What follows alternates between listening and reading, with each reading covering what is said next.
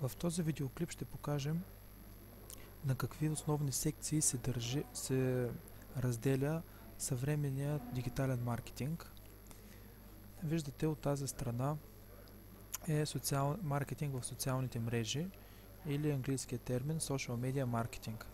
Дейностите на собствениците на сайта и на тяхните служители са насочени в тази секция в публикуване на интересно и ангажиращо за потребителите съдържание, което да отвежда от една страна да позиционира правилно бранда, от друга страна основна негова цел е също да отвежда посетители, прекарващи времето си в тези социални мрежи, на самия сайт, на вашият уебсайт от MaxCart.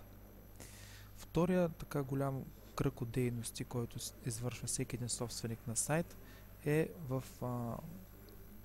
рекламната дейност. Успешна рекламна дейност в съвременния дигитален маркетинг се извършва чрез Google AdWords, една от най-добрите платформи за рекламиране на уебсайтове. Това представлява платени резултати в самата търсачка и също така и в дисплейната мрежа на партньорските сайтове на Google. Реклама във Facebook е втори така доста успешен канал за реклама. И офлайн реклами, което включва визитки, флаери, брандиране на автомобили, банери по търговски обекти, плакати, флаери. Всички тези дейности вкарват трафик във вашия уебсайт и помагат за неговото развитие.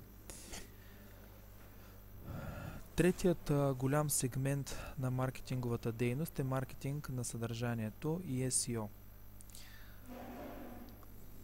Когато вашия профил има блог, някои от пакетите на MaxCart предлагат включен блог като модул. Това е един от най-силните инструменти за маркетинг на съдържанието. Чрез него можете да създавате огромно съдържание, което да бъде много полезно за потребителите и да вкарва постоянен и качествен трафик на вашия уебсайт. YouTube е също социална мрежа, но е един от най-добрите методи и канали за развитие на успешен маркетинг на съдържанието, който да отвежда също посетители на вашия уебсайт. И също така не за подценяване са форуми, сайтове за обяви и други, тъй като те освен на трафик и популяризиране на сайта и посетители, които водят към вашия сайт, също така помагат за класирането на вашия сайт, тъй като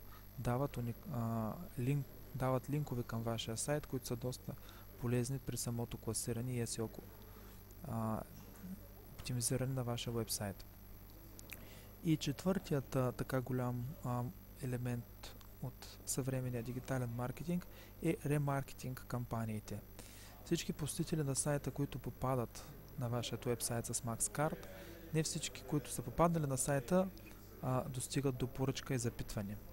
Голяма част от тях отпадат поради ангажираност на самите потребители, поради разсеяност или поради това, че не е бил точният момент за да вземат решение, когато са посетили сайта, но много лесно тези потребители чрез ремаркетинг кампании, т.е. показване на банери именно на посетителите на вашия сайт, които вече са влязли във вашия сайт, именно на тях рекламирайки в дисплейната мрежа и във Facebook, можем да ги накараме да се върнат на уебсайта и в крайна сметка да ги превърнем тези посетители в крайни клиенти и да достигнем до тяхната поръчка или отправяне на запитване.